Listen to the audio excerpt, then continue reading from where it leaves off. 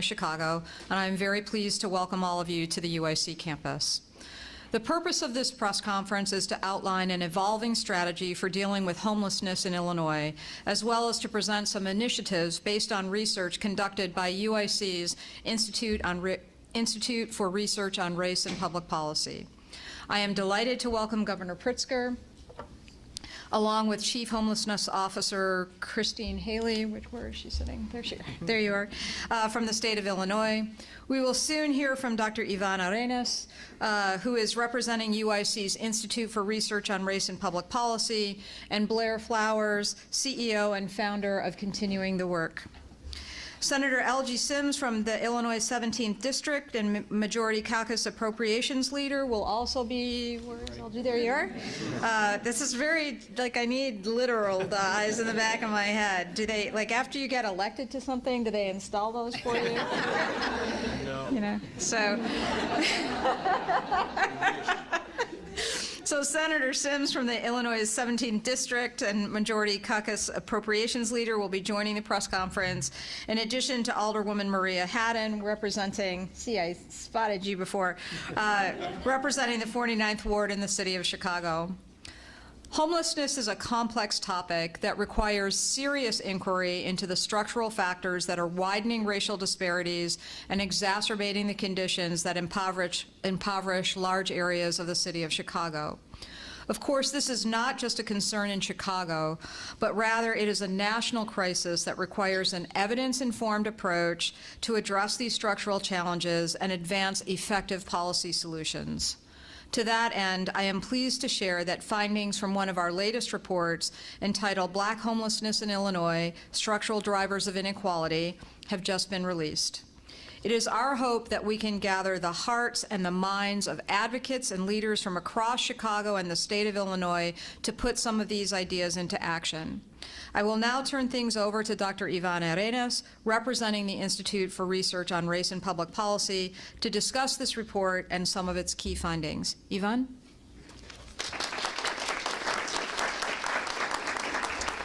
Thank you, Chancellor Miranda.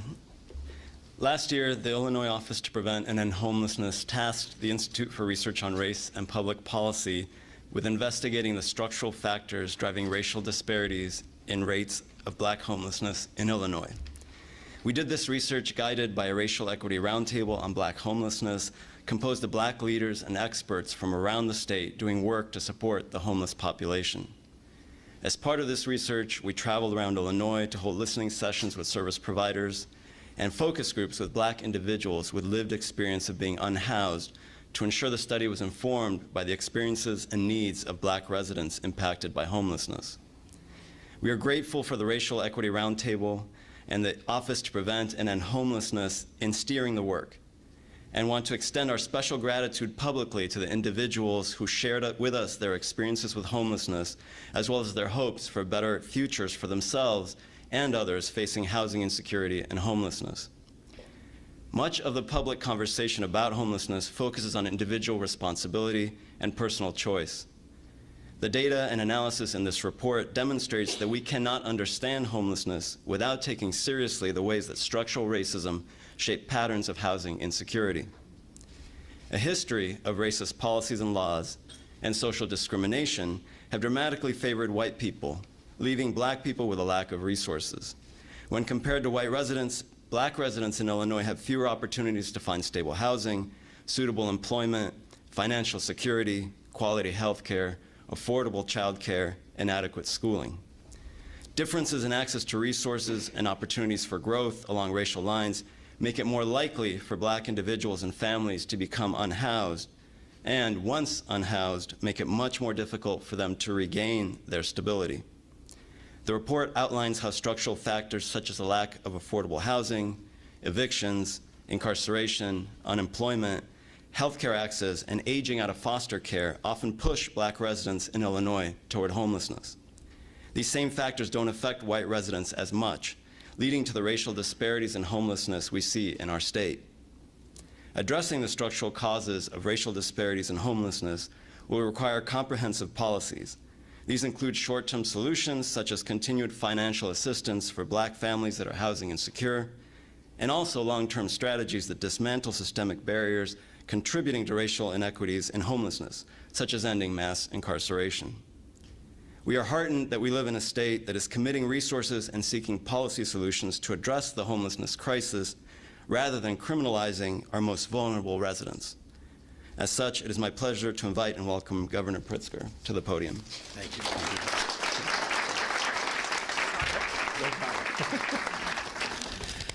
Well, thank you very much, Dr. Arenas, and thank you to UIC and to Chancellor Miranda and to all of you for being here today. It's an important day. I'm honored to be here alongside so many of you who have committed yourselves to ending homelessness in Illinois. And I'm going to talk about a few people behind me, but I also want to say about all of you, I know many of you are engaged in this every day or regularly, and you're making a difference. You really are. I want to recognize Leader Sims and distinguished colleagues from the Illinois General Assembly who I get to work with every day and who are working as a team to try to address the most challenging issues that we have across the state, and I'm proud to do that. We have Alderman Martin and Alderman Haddon, who you'll hear from in a little bit, and Alderman Burnett, who I've known for many, many years and has been an ardent advocate on behalf of the unhoused, all of them from the City Council. Administrator Shelley from the U.S. Department of Housing and Urban Development. I don't have my eyes on back behind me, so where are you? There you are. Okay. Like every good politician, I'm also a little blind in front. So, thank you very much for joining us. It really means an awful lot to have you here. And of course, in a little bit, you're going to hear from Blair Flowers, who's going to share her story with you and the work that she has done. We're here today to announce the release of our action plan to address disparities in homelessness and to lay out a path forward for equitable housing access. On July 1st of 2022, we came together to launch Home Illinois. It's the first comprehensive plan to prevent and end homelessness in Illinois through a unified whole of government approach. Since then, we have met this groundbreaking data-driven plan with robust investments in housing, homelessness prevention, crisis response, street outreach, and much more in an unprecedented effort to build an Illinois where homelessness is brief, rare, and non-recurring. We also know, however, that here in Illinois, black residents are nearly 8 times more likely to be homeless than white residents, a disparity that is double the national average. Meeting the goal of ending homelessness requires an understanding of the factors that drive this gap, and more importantly, a plan to close it. Over the last year, our Office to Prevent and End Homelessness convened a roundtable of black leaders from across our state, many of whom are here with us today, to produce a path forward to address the systemic disparities that drive black Illinoisans to disproportionately face housing insecurity and homelessness. Throughout the process, and in partnership with Dr. Arenas and the team here at University of Illinois' Institute for Research on Race and Public Policy, the voices of Illinoisans who have firsthand experiences of homelessness, including Blair's, were held alongside comprehensive data and policy analysis to produce a list of action items. I'm a person who really believes in setting goals and knowing what your milestones are going to be and hitting those milestones and then reaching your goal. So I'm pleased to report to you that that is the path that we are on here. This report is a significant step forward for our state in understanding the experiences and data that shape black homelessness. This is one of the first statewide assessments of this disparity and the first in the nation to be released in partnership with a state government. I'm proud of the role that this administration has played in shaping it and of the example that Illinois is setting. Here in Illinois, we face hard truths, because we know that that is the only way that we can move towards a better, more equitable future. But this report can only go as far as we take it, and now is the time for us to act. Like we did in 2022 and at the onset of Home Illinois, today we meet planning and research with action. In the last fiscal year, we invested $200 million into Home Illinois. Building on that, our proposed budget for FY25 includes a $50 million increase for that program. This includes $35 million in court. It's okay to clap. And it encourages the state legislators to pass the budget. So thank you.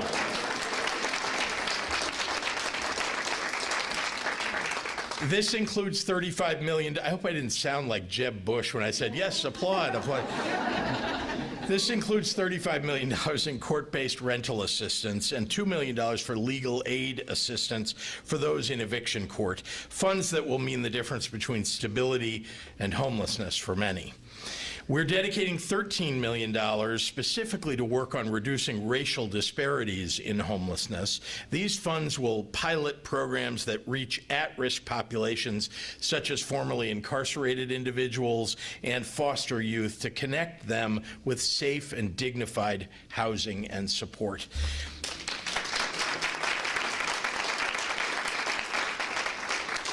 Additionally, over the next year, with the financial support of Chicago funders Together to End Homelessness, the state will embed Home Illinois Fellows throughout state government in the Illinois Housing Development Authority, in departments of healthcare and family services, corrections, public health, and commerce and economic opportunity to advance both the equity-focused initiatives outlined in this report and the work of Home Illinois broadly. Some of them are here with us today: Richard Rowe, Colleen Mahoney, and Brenda O'Connell. Let's give them a big round of applause.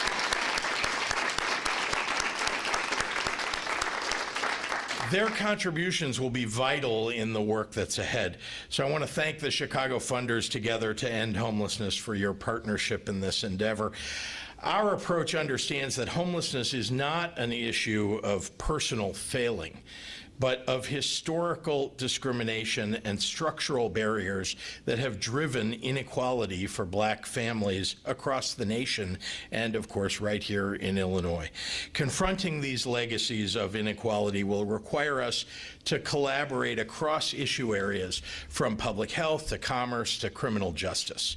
With the support of our Home Illinois Fellows and key proposed investments to support the work recommended in this plan, we will do just that. So I want to say it's now my great pleasure to pass this podium over to our state's first chief homelessness officer and a tireless champion for unhoused Illinoisans, Christine Haley.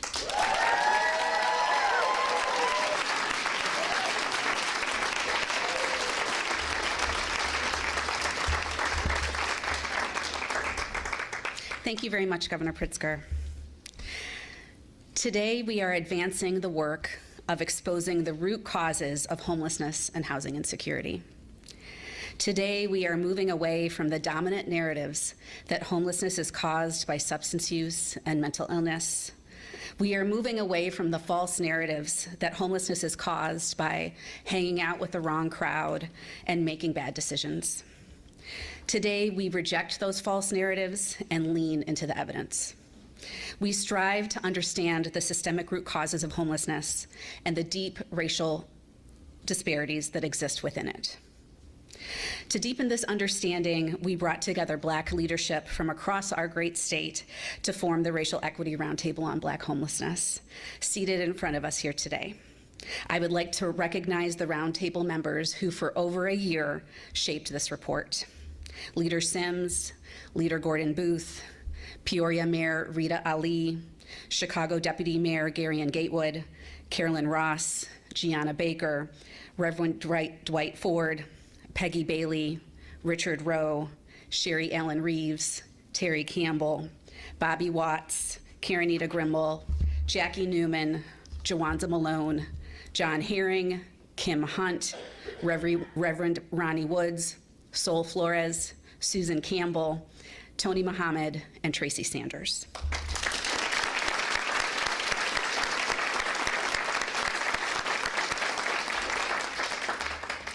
The members of the roundtable shared personal stories of housing instability and housing segregation. We thought through what questions to ask and where to seek answers. Thank you, roundtable members, for your insights and leadership. We are a stronger state because of it. And through the clear analysis of the University of Illinois Chicago's Institute on Research on Race and Public Policy, we now have a data-driven launch pad to advance our work. We offer our thanks to Dr. Ivana Arenas, Dr. William Scarborough, Dr. Amanda Lewis, Aisha Lehman, and Dina Lewis. We are releasing today not only the report and roundtable recommendations, but a series of commitments that state leaders are making to reduce this disparity. Together with the Illinois Housing Development Authority Director Kristen Faust, Illinois Director of Corrections Director Hughes, the Department of Children and Family Services Director Muller, and Illinois Department of Human Services Secretary Quintero, and the Office to Prevent and End Homelessness, we are committing today to dismantling the black-white disparities in homelessness, starting with Governor Pritzker's proposed investment of $50 million to strengthen our safety net for our unhoused neighbors.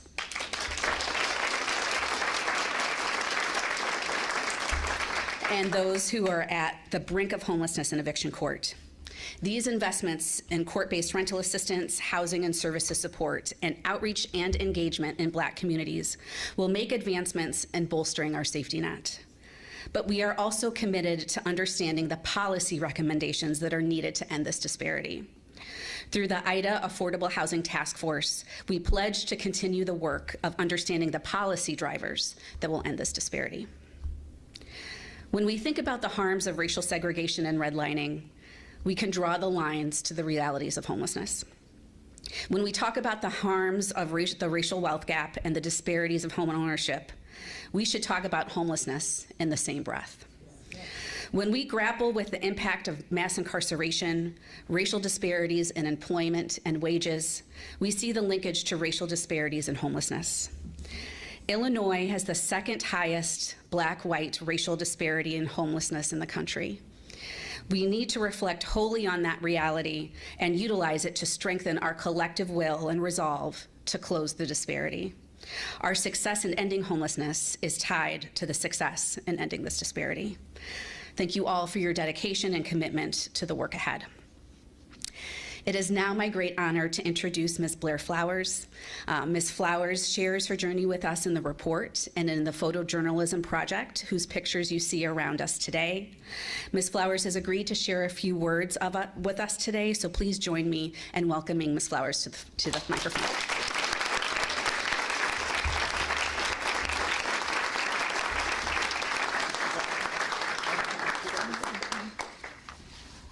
I promise I did not do it on purpose. I forgot what I wore.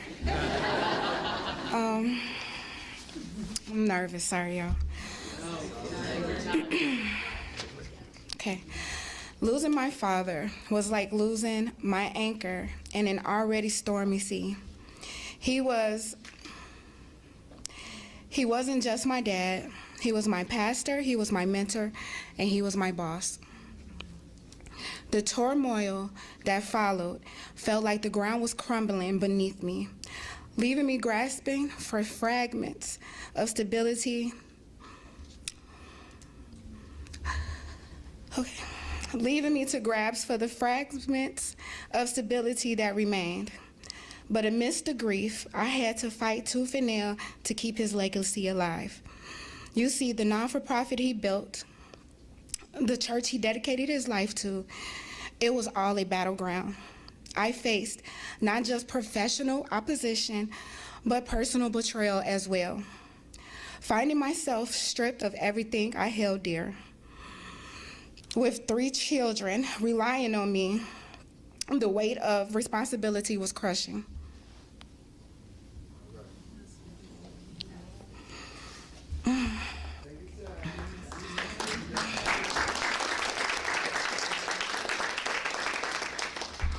Every day was a battle to keep our heads above water, to preserve some remnants of normalcy amidst the chaos.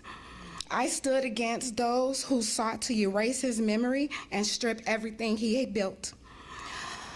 They pushed me out. They took away my access and my livelihood, leaving me and my 3 children adrift. Nights blurred into days, and as we searched for a roof to keep over our heads, the constant fear gnawed at me inside. And when we finally found a cheap motel, I sacrificed sleep to ensure my children's safety. My exhaustion was a small price to pay for their security. But the system had failed us. Organizations meant to aid demanded lies or offered solutions to tear my family apart. Shelters, supposed sanctuaries, turned us away because of my son who's gay. The discrimination we faced and the barriers ejected us, that was only compound our struggles. Thank you. I swear I didn't know I was gonna cry. Okay. But your words are like... Okay. But the blows kept coming. They didn't just take my father's church, they stripped away his very essence and his legacy, leaving me adrift in a sea of uncertainties. For years, we moved around from couch to couch, clinging to fragments of stability. Even when I sought help, doors were shut on me. Landlords preyed on my vulnerability. I felt abandoned, betrayed by a society that preached compassion, but practiced indifference. I remember calling Change, a program I was waitlisted on, that was meant to help 20,000 families, to inform them I lost my apartment. But I was met with more disappointment after being told my name was removed from the waiting list. Amidst the despair, there was a flicker of hope, knowing that my story would be heard and acknowledged in the state's report fills me with a sense of validation, of being seen and recognized for the struggles I endured. And to know that the state is committed to investing in programs that will provide support and resources to those who have walked a similar path is nothing short but a lifeline. For me, it is not just because of receiving assistance. It's about breaking cycles of hardship and despair. It's about paving the way for a future where no one must endure what my family and I went through. I dream of a day when resources are readily available. Sorry. I hope for a future where no one must endure what we did, where support is available and discrimination has no place. Resources that provide a lifeline for families, like affordable housing initiatives, inclusive shelters, and they must be expanded and strengthened. Above all, I hope for empathy, for a society that sees humanity in individuals regardless of their circumstances. So, as our state embarks on this journey of change, our struggles may have defined us, but they will not defeat us. Altogether, we will build a community where there is no one left behind, wherever a voice is heard and every story matters. Thank you.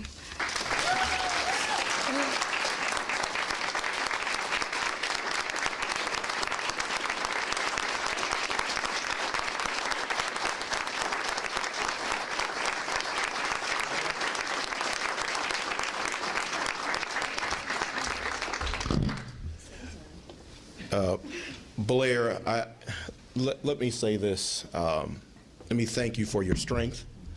Let me thank you for your vulnerability, for sharing your story with us. But I'm a little upset with you because now I got to go after you. And Governor, you know, what a difference a governor makes.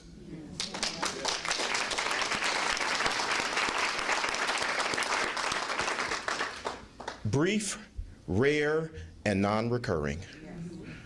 When you start talking about laying out objectives, that's what happens when you have a governor who you can count on. I would be remiss if I did not thank my colleague who has joined us, Senator Adrienne Johnson. Please give her a round of applause.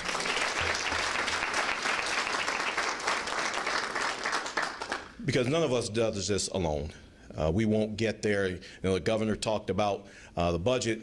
Governor, we got 29 days till the end of the session. Not that I'm counting.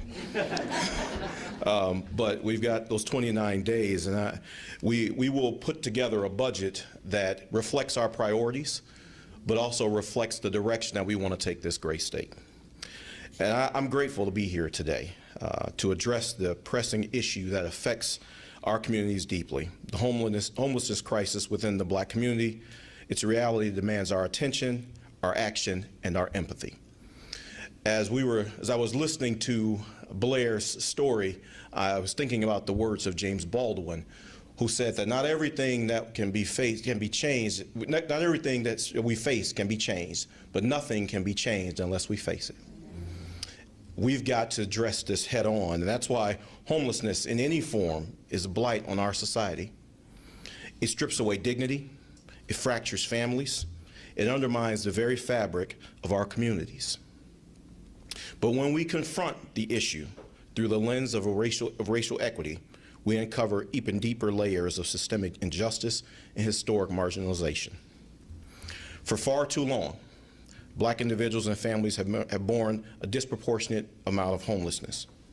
This is not a coincidence, but rather it's a consequence of generations of discriminatory policies, economic disparities, and the social injustices that have perpetrated the cycles of poverty and exclusion. To truly address Black homelessness, we must acknowledge and confront the systemic barriers head on. This means advocating for policies that dismantle systemic racism, expand access to affordable housing, and create pathways to economic opportunity for marginalized communities. But our response cannot be limited to policy changes alone. We must recognize the importance of community-driven solutions and grassroots initiatives that uplift and empower those most affected by homelessness.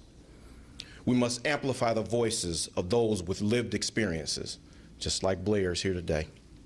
We must challenge stereotypes and misconceptions and foster empathy and understanding within our communities. The Office to Prevent and End Homelessness was built on the framework to do just that. We're working together to take a multifaceted approach to tackle Black homelessness head on. I'm proud to be a part of that effort and to continue working diligently with all of you to confront the injustices and that perpetuate suffering and work tirelessly toward a future where individuals have a place to call home. It is now my honor to bring forth my friend, my colleague, Alderman Maria Hadden. Alderman.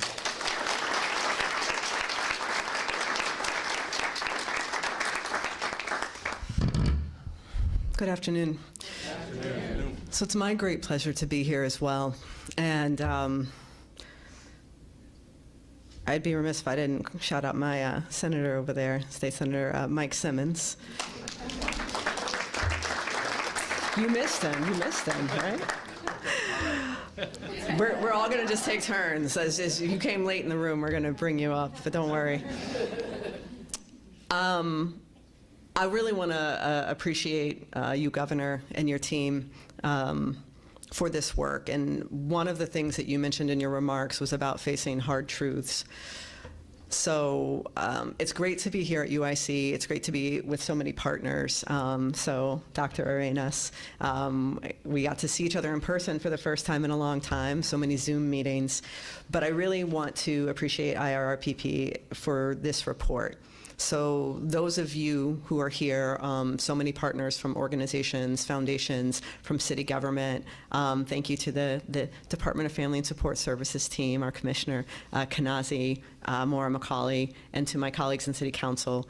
Those of us who are at the ground level, who are doing so much direct support for whether it's our constituents or your clients, we know the realities that people are facing. Ms. Flowers, I appreciate you sharing your story, and for the others that spoke as part of this report.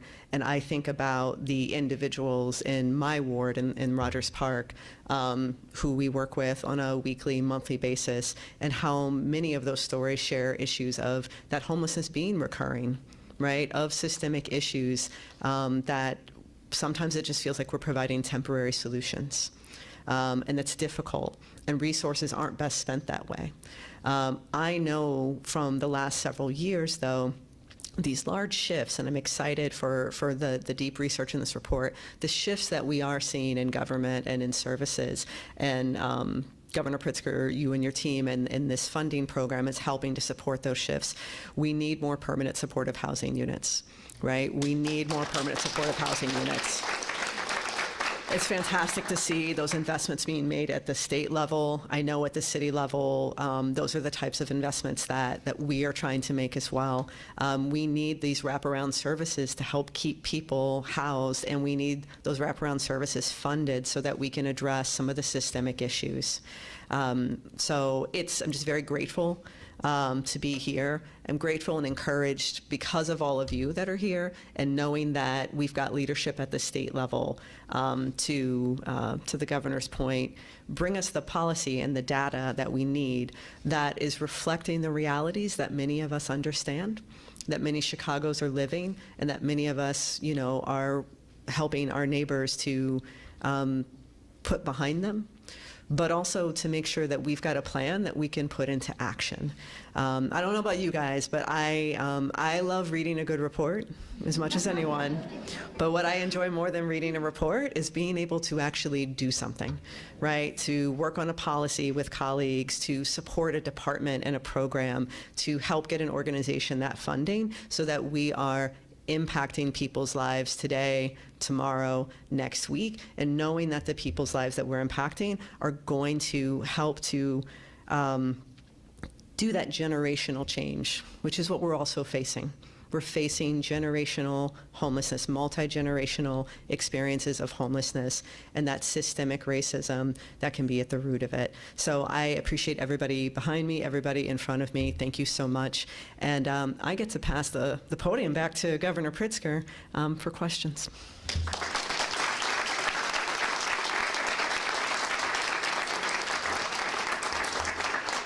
And before I call on reporters, I too forgot to recognize somebody in the audience that I need to, and that's our deputy governor who works with me every day in housing. I'm sorry, well, she covers housing too, but health and human services, and who used to be our DHS director, and she's amazing, and that's Grace Hope.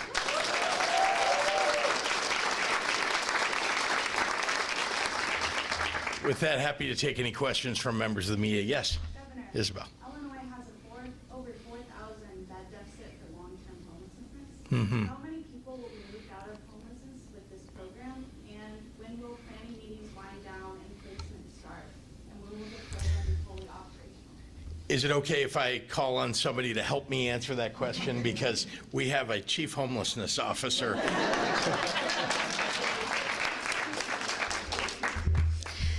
In our FY24 budget, with the $200 million that Governor Pritzker mentioned, we moved our investment in our emergency and transitional housing program that pays for shelter from a $10 million program to a $50 million program.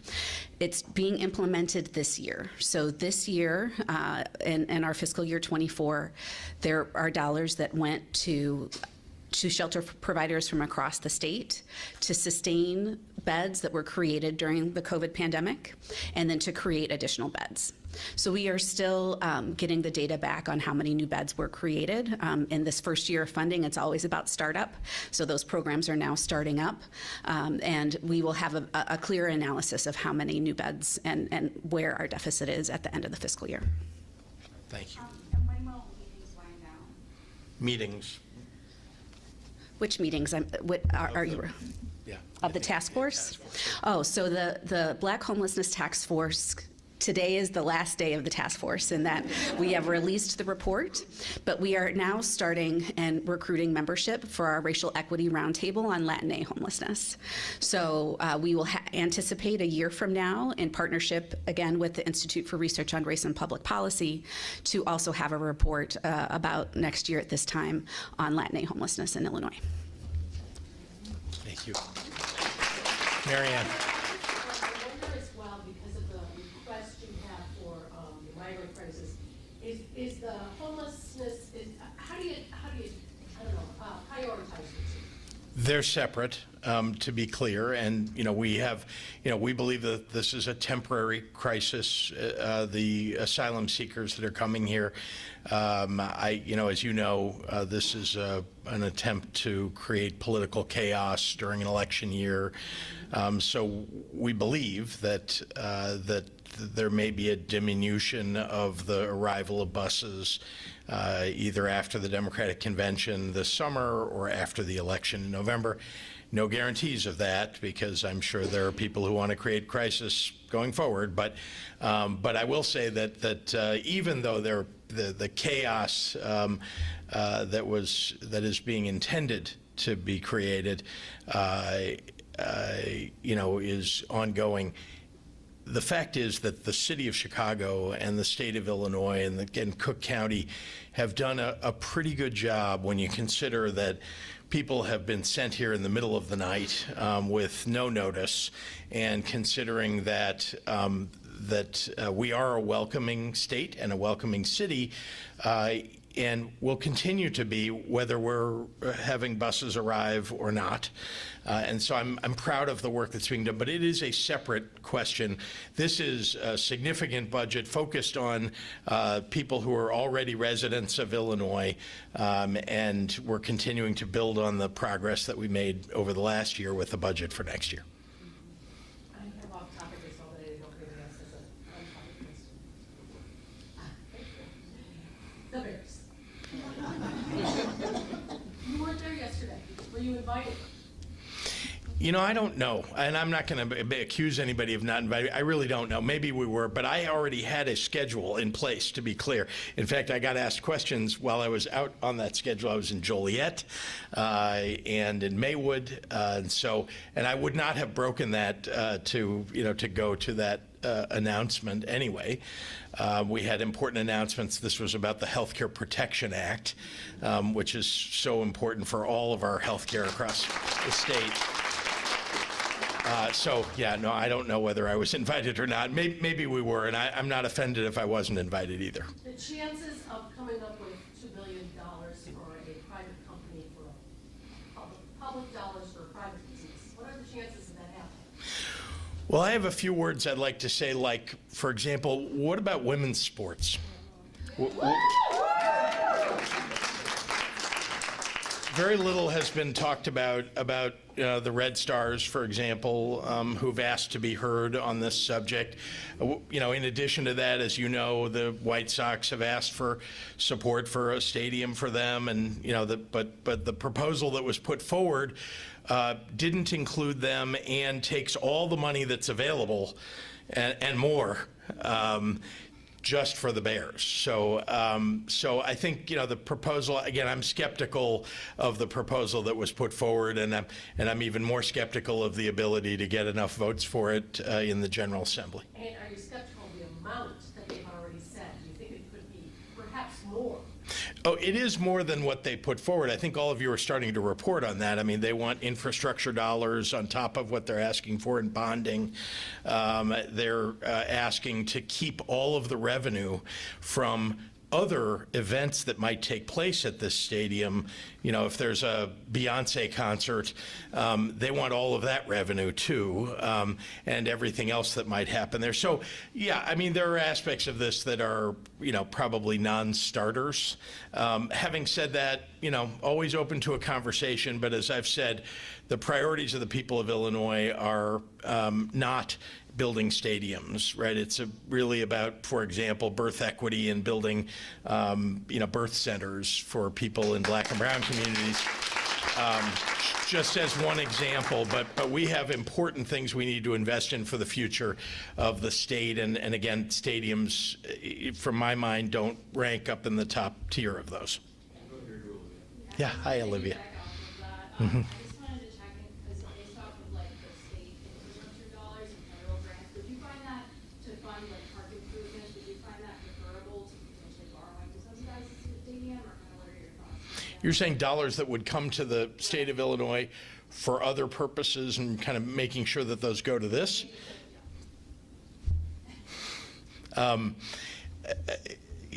No, I mean, the truth is that if we have dollars coming in to support parks, for example, in Chicago or in the state of Illinois, it strikes me that it wasn't contemplated that those dollars would go to a ballpark. But rather parks for children and families and neighborhoods, and making sure that the city of Chicago has beautiful places for people to go and enjoy themselves without having to spend hundreds of dollars on tickets and other things. Right, but would that be preferable rather than subsidizing borrowing money to? You mean if, like manna from heaven, a check arrived and it said, give this to the Chicago Bears, would I want to do that? Is that your question? I mean, Like basically, instead of like borrowing the money, if there happened to be some type of fund, whether that was federal or state, that, you know. I'm unaware. If you know of one of those funds, yeah, let me know. I'm unaware of one. Yeah. Thanks, everyone.